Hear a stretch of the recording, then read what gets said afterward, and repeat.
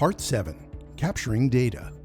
So now let's move on to the Capture Data interface. I'll click on the Capture Data menu tab at the upper right side of the screen. Here you can see a chart that displays real-time data from connected devices. And if I scroll down, we can see charts for all of our inputs.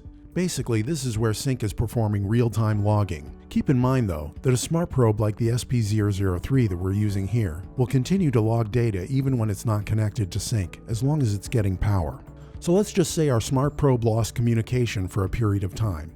Using Sync, we can extract that missing data from the sensor's built-in memory. Once I click the Extract Data button, these data extraction tabs will appear, where we can choose All Data, or a range of data, Clear Log Data, or Cancel.